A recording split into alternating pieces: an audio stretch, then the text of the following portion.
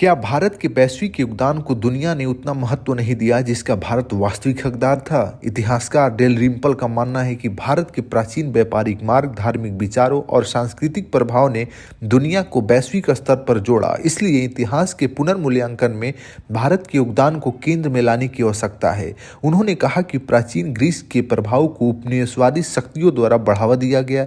British, French, Dutch और पुर्तगाली उपनिवेशवादियों ने ग्रीक संस्कृति को श्रेष्ठ बताया। इसी तरह चीन ने अपनी विचारधाराओं और सिल्क रोड, रेशम मार्ग जैसे विचारों को बढ़ावा देकर दुनिया को अपनी ओर आकर्षित किया।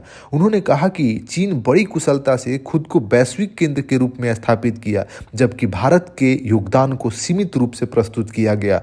लेकिन अब इतिहास का पुनर्मूल्यांकन कर भारत के अद्वितीय योगदान को समझने की आवश्यकता है। इतिहासकार डेल रिम्पल के अनुसार भारतीय विचार, दर्शन, गणित और कला हमारे विश्व की आधारभूत संरचनाओं में शामिल है। इसके बावजूद अक्सर प्राचीन यूनान और चीन को कई महत्वपूर्ण अस्तित्व संबंधी ज्ञान के सबसे प्रमुख स्रोतों के रूप में प्रचारित किया जाता है। चीन ने दुनिया के सामने अपनी कहानी प्रभावी ढंग से प्रस्तुत की है, जिसमें लाल ड्रैगन को केंद्र के रूप में दिखाया गया है। चीन के इसे करने के कई तरीकों में से सिल्क रोड की अवधारणा शायद सबसे महत्वपूर्ण है, जबकि लोग यह नहीं समझते कि सिल्क रोड की अवधारणा केवल 1870 के दशक में उभरी थी और यह किसी भी प्राचीन स्रोत का हिस्सा नहीं था। रोमन सिक्कों की कई देशों में उपलब्धि दर्शाई गई है, लेकिन कोई भी रोमन सिक्का चीन में नहीं मिला, जबकि भारत में बड़ी मात्रा में मिला, जो भारत रोम व्यापार को दर्शाता है।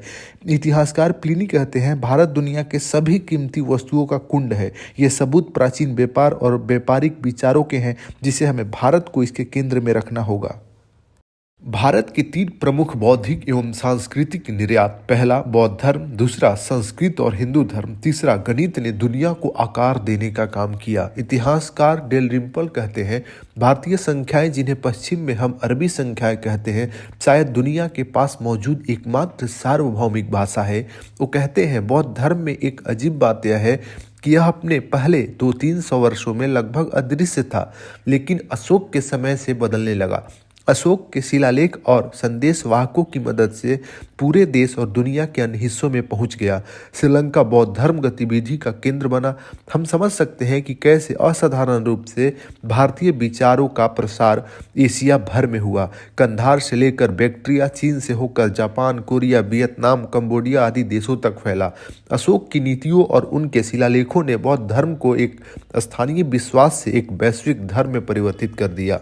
आज की सबसे टॉप विश्वविद्यालयों जैसे ऑक्सफोर्ड, कैम्ब्रिज और हार्वर्ड इत्यादि की योजना प्राचीन दुनिया के महानतम शिक्षा केंद्र बिहार में स्थित नालंदा विश्वविद्यालय की तर्ज पर बनाई गई है। यह कहना है इतिहासकार विलियम डेल रिम्पल का। ज्ञात हो कि हेनसांग 7वीं सदी में नालंदा विश्वविद्यालय से ज्ञान लेकर चीन में बौद्ध धर्म का प्रचार प्रसार किया था। डेल रिम्पल बताते हैं कि संस्कृति व हिंदू धर्म दक्षिण पूर्व एशिया तक पहुंचे। इस क्षेत्र के लोगों ने इसे अपनाया। रामायण और महाभारत इस क्षेत्र के लोगों के लिए स्वाभाविक हो गई। इन सांस्कृतिक परिवर्तनों के अवशेष आज भी इंडोनेशिया के प्रम्बानन मंदिर और कंबोडिया के अंकोर वाट जैसे कई मंदिरों में देखे जा सकते हैं। हमें अपने अतीत, अपने इतिहास, अपने संस्कृति और अपनी विरासत पर हमेशा गर्व करना चाहिए, उससे सीखना चाहिए। नकारात्मक दृष्टिकोण से तो आप हमेशा कुछ ना कुछ खामियां निकाल देंगे, लेकिन यदि आपकी दृष्टि सकारात्मक हो तो बहुत कुछ सीखेंगे। एक नज़र भारत की ऐतिहासिक, सांस्कृतिक और वैज्ञानिक उपलब्धियों पर डाल लेते हैं। गणित और संख्याएं, जैसे गणितज्ञ आर्यभट्ट और ब्रह्मगुप्त ने शून्य और दशमलव प्रणाली का आविष्कार किया, जो आधुनिक गणित की नींव है। भारतीय गणितज्ञों ने बीजगणित, त्रिकोणमिति और कैलेंडर गणना में महत्वपूर्ण योगदान दिया। दर्शन और धर्म में, जैसे वेद, उपनिषद, गीता और बौद्ध धर्म जैसे ग्रंथों ने जीवन और अस्तित्व के उलझनों पर गहन विचार प्रस्तुत किया।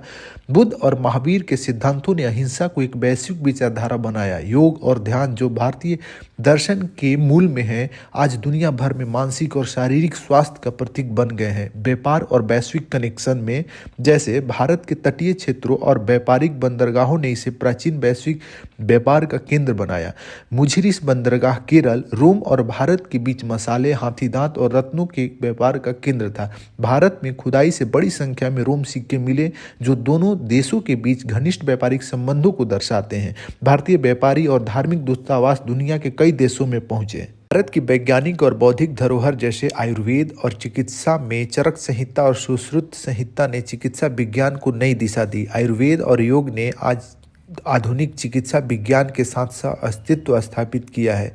आज दुनिया आयुर्वेद की ओर मुड़ रही है। खगोल विज्ञान में आर्यभट्ट ने पाई का मान ज्ञात किया और पृथ्वी की परिधि का मापन किया। भारतीय विद्वानों ने ग्रहों की गति, ग्रहण और समय मापन के सटीक सिद्धांत प्रस्तुत किए। सांस्कृतिक धरोहर से संपन्न भारत में दुनिया भर के छात्र नालंदा और तक्षशिला विश्वविद्यालय में पढ़ने आते थे, जहां नामांकन होना बेहद कठिन होता था। चीनी यात्री हेनसांग यही शिक्षा ग्रहण किए थे।